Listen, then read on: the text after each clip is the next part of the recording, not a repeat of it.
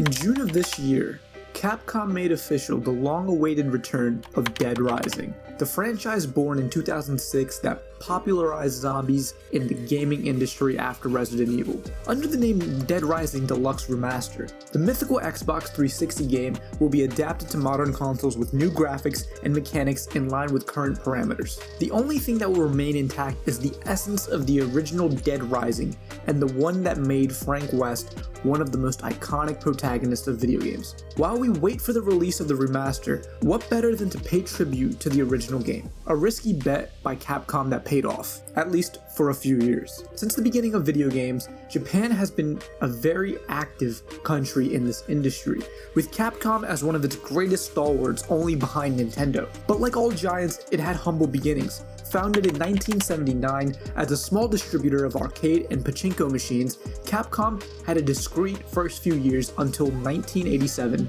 when they published the first of two games on their star franchises Street Fighter and Mega Man. After reaping the fruits of those successes, in 1991 they confirmed themselves as one of the giants of gaming with Street Fighter II. In 1996, they made their first foray into their survival horror genre with Resident Evil, a saga that made Capcom's name popular in the West. Since then, every gamer knows what Capcom is, although it's not free of flaws. The Japanese company has dragged a spotty reputation for a long time, being able to produce the best games on the market and also the worst, especially because they don't know when to stop. As soon as one of their franchises is successful, they milk them until the consumers get tired. Take Mega Man for example. As crazy as it sounds, between Asia and the West, it has more than 130 games. That's more than enough to turn the most purest fan of the Blue Bomber into its #1 hater. After many stumbles, Capcom has gotten back on track in this generation and part of the last, with great gems like Resident Evil 7, Monster Hunter World, Devil May Cry 5, and the various Resident Evil remakes. The days of Crapcom, as gamers used to call it, are in the past, and it is undoubtedly living a new era of glory. However, we cannot forget one of those responsible for raising it to the pedestal where it is today, Dead Rising. It was the summer of 2006, and Xbox 360, Microsoft's successful console, had only been on the market for a few months. The generation had just started, and at that time, we could not even imagine that soon after we would see the birth of giants of the caliber of Gears of War, Mass Effect, BioShock, and many more. There were still very few of those great titles that defined stages and marked the history of a console. Well, Capcom had been cooking for a while, something that would take this generation by surprise. It all started with Keiji Inafune, a Japanese video game producer best known as one of the creators of the original Mega Man franchise. By the early 2000s, Inafune was taking on an increasingly important role within Capcom, moving from working exclusively on Mega Man to becoming one of the company's leading producers of franchises such as Onimusha and Lost Planet. Apart from his fondness for oriental sci-fi games, Inafune also looked to the West and specifically to its zombie stories. Following his experience with Resident Evil, Inafune felt that Capcom could exploit the zombie genre in other ways to attract more players. While Resident Evil exploded in global popularity with its fourth installment, Capcom was still too closely tied to Japan. To change that, they also had to change their formula. Speaking of risky bets, legendary director George A. Romero did the same in 1968 with his debut feature Night of the Living Dead. The film revolves around a group of people trying to survive inside an isolated farmhouse after the dead come back to life, haunting the living and spreading panic. More than 50 years after its release, many don't even know what movie I'm talking about, but at the time it was completely revolutionary. It introduced the modern concept of zombies that still holds today. More than a movie, it's almost a manual for creating and adapting zombies. Romero upped the stakes 10 years later with Dawn of the Dead, focusing on another group of people trying to survive a zombie apocalypse inside a shopping mall. Sound familiar?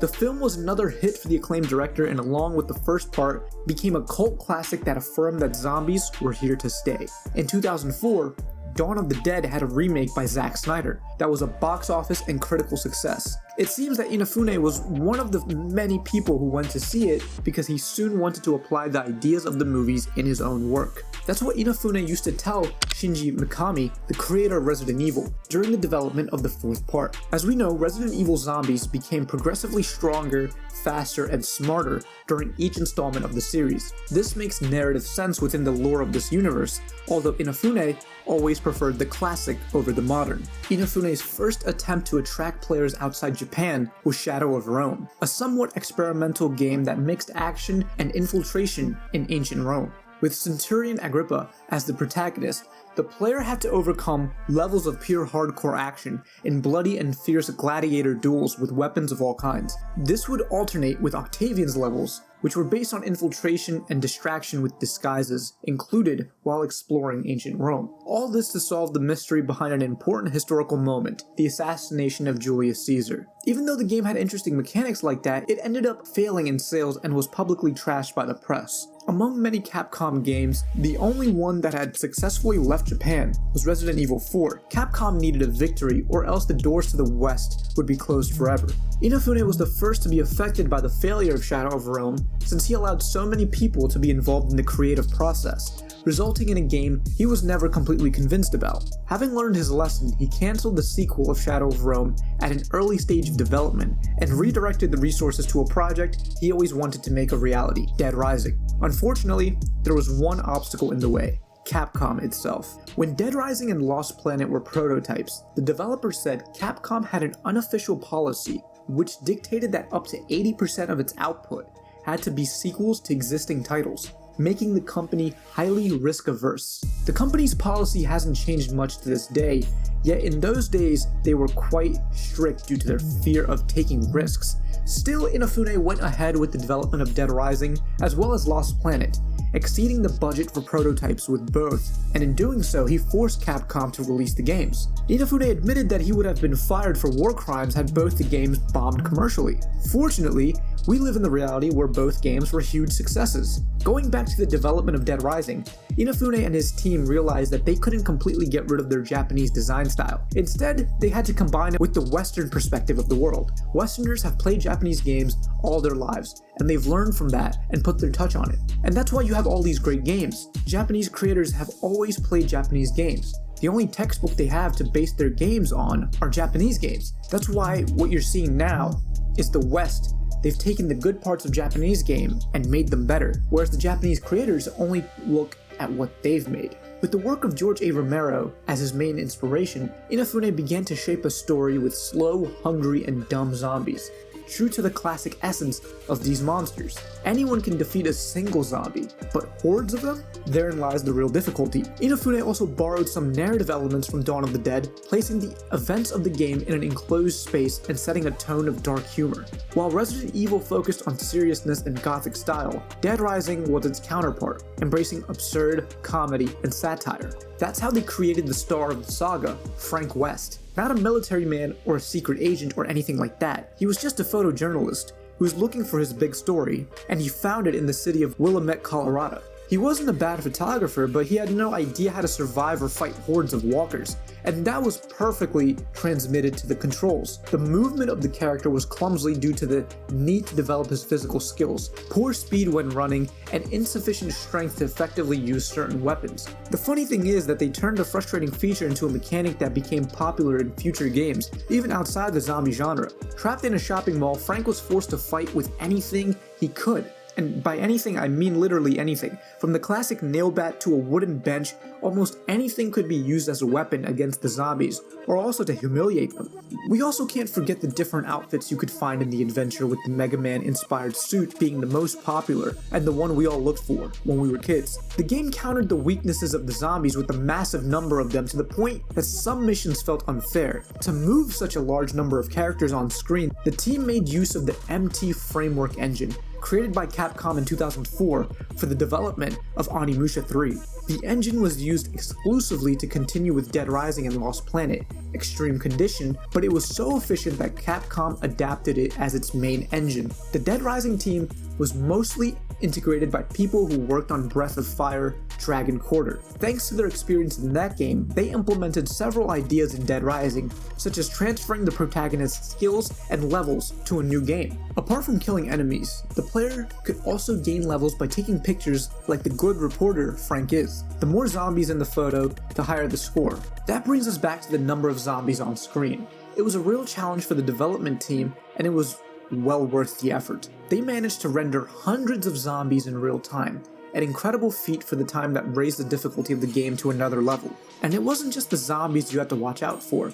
In fact, the humans were the worst part. In his adventure, Frank encounters many survivors who are trapped in the mall and soon assumes the duty of protecting them. However, others lost their minds because of the situation and became psychopaths. In the absence of powerful zombies, Dead Rising featured humans as final bosses, scattered around the mall. Most were an essential part of the story and had a signature weapon that Frank could keep when defeating them. The problem was defeating them, as they were called psychopaths for a reason. The human factor was one of Dead Rising's strong cards that helped popularize it, with memorable supporting characters beyond Frank West. Added to this was the time range that limited the player's ability to wander. Since Frank requested 3 days in the mall, he only has that amount of time to solve the mystery behind the zombie infection and save the trapped survivors. Depending on the objectives achieved in those 72 hours, you could get up to 7 different endings. Since the launch of the first Xbox, Microsoft had Capcom games as great exclusives to compete with Sony's PlayStation.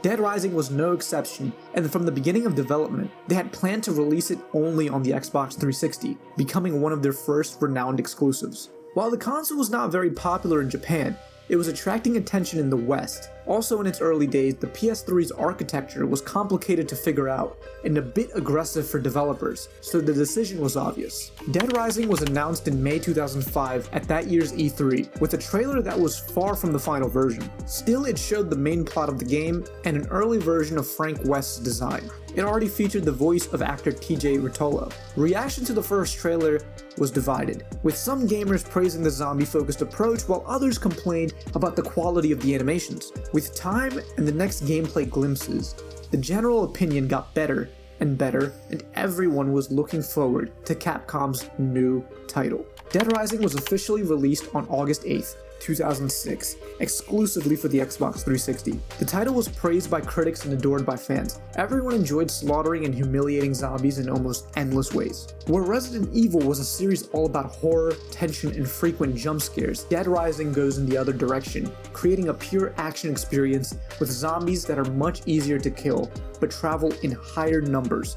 Much higher numbers, actually with groupings numbering in the hundreds. The game was exactly what Inafune hoped it would be, an over-the-top and tremendously fun experience that hooked Western gamers and even won several awards. Of course it wasn't perfect, it had some small problems, the most annoying being the save system that only had a single slot. The first save system that we had wasn't the perfect system. It could have been more friendly, but we had a lot of limitations in time to make the game, and there were only so many things that we could do. Beyond this problem and other minor details, Dead Rising was a massive success, surpassing the figure of 3 million copies sold. Capcom took another risk with zombies and again got away with it. But you know what they say, what goes up must come down. And in 2008, a little more than a year after the release of Dead Rising, Capcom was sued by the MKR Group, owner of the copyrights to the Dawn of the Dead film, both the original version and the remake. According to them, Dead Rising infringed their copyrights due to the similarities of its setting to Romero's film.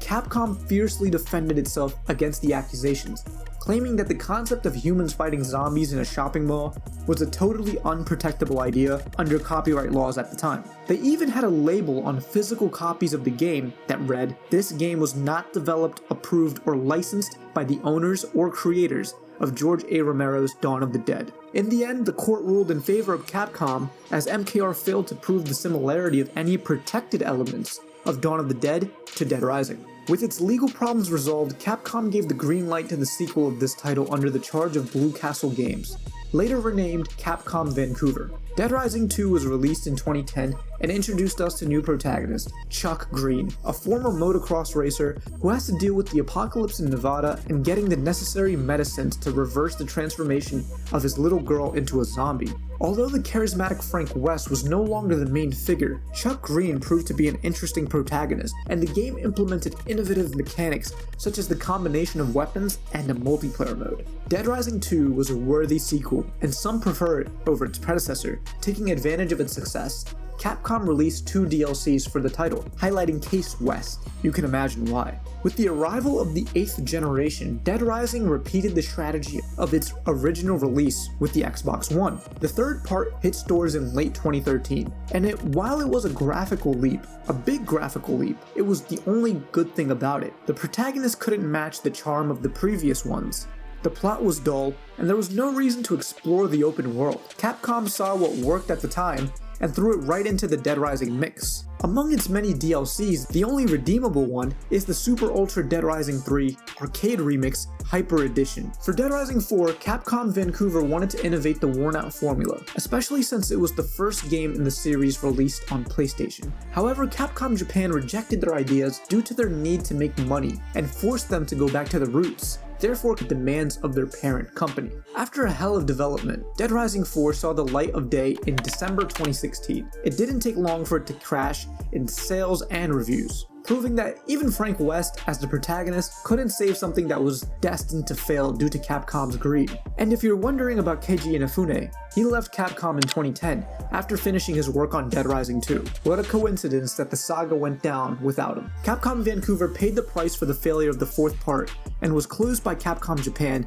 to focus its efforts in the same direction. That decision turned out well for the company, as it marked the beginning of its resurgence and its excellent reputation today.